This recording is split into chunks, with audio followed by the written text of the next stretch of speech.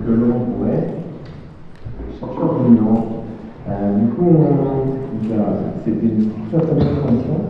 On parlait effectivement de renforcer la santé et la gestion des périodes de stress.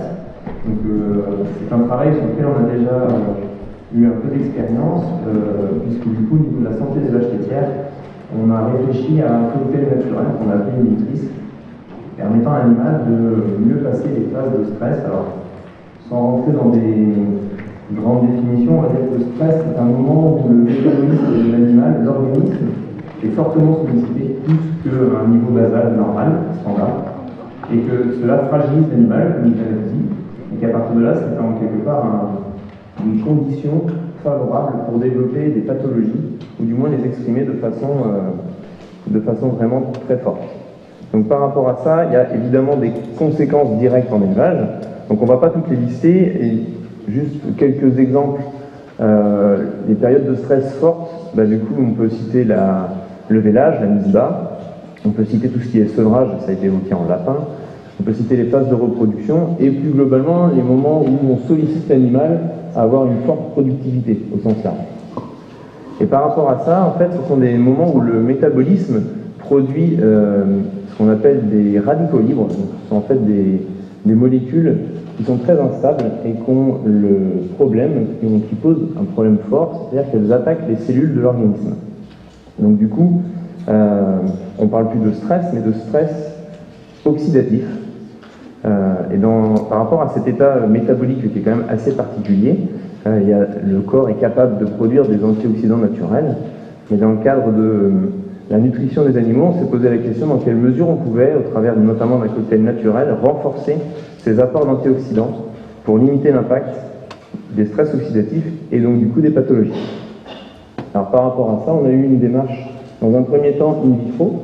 On est reparti de sourcing et de produits que l'on connaissait au travers d'études bibliographiques. Et puis, on les a testés in vitro. Donc là, on a eu un test qui s'appelle le test KRL. Donc, on utilise en fait les cellules, les globules rouges, comme cellules, entre guillemets, représentatives de l'organisme. Et on les soumet à des attaques radicalaires. C'est-à-dire qu'on reprend un peu le même principe que l'attaque via des radicaux libres. Donc ça, c'est in vitro.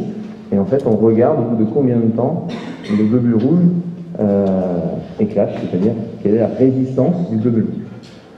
Et en fait, par rapport à ça, on a pu sélectionner différents produits, et c'est vrai que les polyphénols extraits de raisin étaient les plus performants. Donc là, vous avez le graphique, et donc en haut à droite, vous avez deux types de polyphénols, des polyphénols extraits de raisin, donc ceux qu'on a sélectionnés, des polyphénols issus de produits de canne à sucre. Et puis enfin, la vitamine E, qui était un peu un repère, on va dire, un standard. Ensuite, on a travaillé sur d'autres sources qui avaient potentiellement des activités complémentaires aux polyphénols de raisin. On a choisi la feuille de cassis. La feuille de cassis, pour sa richesse en proanthocyanidine. Alors, cette molécule a quoi comme particularité? C'est que ça a des propriétés anti-inflammatoires. Donc là, vous en avez une illustration au travers d'une étude où vous regardez, il y a les caraganines qui sont en fait un témoin positif qui favorise, et on le sait, l'inflammation.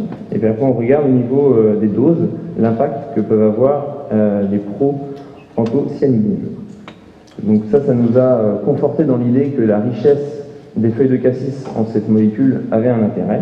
Et enfin, on a choisi un troisième ingrédient qui est la spiruline. La spiruline, c'est quoi? C'est une microalgue bleue qui est riche en composants qu'on va dire rares. C'est assez rare d'avoir des produits avec une telle richesse. Alors il y a des pigments, dans les pigments il y a les phycocyanines. Et ces produits, les phycocyanines, ont aussi des propriétés antioxydantes. Donc par rapport au premier test que je vous ai évoqué, au test KRL, on a une amélioration de la résistance de 8%. Donc ça veut dire en complément des polyphénols de raisin. Ensuite il y a les bêta-carotènes. C'est une microalgue qui est très riche en protéines, mais surtout très riche en acides aminés. Donc il y a une activité, on va dire, de nutrition globale de l'animal qui est intéressante, des oméga-6 et de la vitamine B2. Donc voilà, on va dire on a un cocktail avec des propriétés fortes au niveau antioxydant, mais aussi d'autres propriétés complémentaires. Donc ça, c'est la phase in vitro. Ensuite, in vivo, pour vraiment valider l'impact sur les animaux.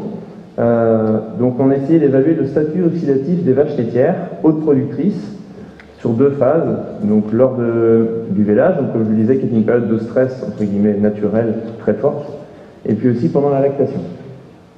Alors pour ça, on a utilisé un test assez simple à mettre en œuvre, c'est pour ça qu'on l'avait sélectionné pour la partie test in vivo. C'est toujours lié en fait à la résistance des globules rouges, toujours un peu comme, on va dire, standard de cellules pour évaluer le statut oxydatif global de l'animal. Et par rapport à ça, en fait, on injecte des gouttelettes de sang dans des milieux avec des concentrations salines différentes. Alors c'est quoi l'intérêt? C'est que la concentration saline, comme on l'a fait évoluer, on fait évoluer quelque part la pression du milieu extérieur à la cellule par rapport à son milieu intérieur. Quand vous êtes donc tout sur la droite, vous avez des concentrations salines faibles, ce qui veut dire qu'en fait, autour de la cellule, vous avez une très faible concentration, alors qu'à l'intérieur de la cellule, il y a une concentration naturelle forte. Donc on a un énorme écart. En fait, qu'est-ce qu'on fait? On génère des écarts entre le milieu intérieur et le milieu extérieur pour voir à quel moment la cellule explose, pour voir à quel moment la paroi de la cellule des globules rouges est résistante. Donc là, du coup, concrètement, si vous voyez la première ligne, c'est issu d'animaux plus résistants que la ligne numéro 4 en partant du haut, où dès qu'on a des concentrations salines fortes, donc peu de différence de concentration, de pression entre le milieu intérieur de la cellule et l'extérieur, ça explose déjà. Donc ce même test, on l'a appliqué, donc, comme je vous disais, autour du vélage. On a commencé à apporter le cocktail in-utris 10 jours avant la mise bas. Donc là, à ce moment-là, on avait regardé entre guillemets, le statut oxydatif via cet essai 10 jours avant la mise bas. Il était entre nos 2 lots d'animaux identiques. Donc ça, c'est la partie la plus à gauche du graphique tout en haut de la slide. Au moment de la mise bas, le jour de la mise bas, il y a eu des prélèvements de sang. On a refait le même test.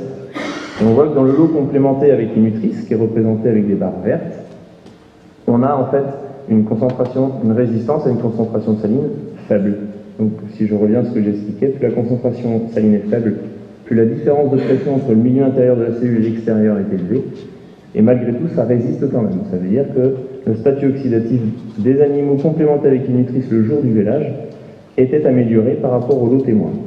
Quand on est à 10 jours, on voit encore qu'il y a une différence plus faible, parce que du coup l'organisme des animaux du lot témoin s'est adapté en fait et a réagi naturellement. Par contre, on voit qu'avec le lot in-utris, on garde quand même une petite différence qui s'est atténuée.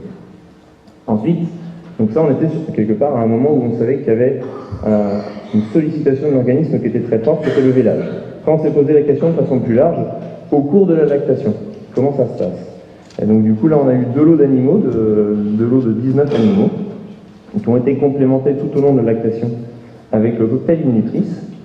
Et là encore, on voit donc des différences plus faibles, parce qu'on est sur des périodes où l'animal est moins sollicité, malgré que ce soit des animaux producteurs, mais on voit que cette différence reste significative, c'est-à-dire qu'on a bien un niveau plus bas de concentration en sel, ce qui indique un meilleur statut oxydatif.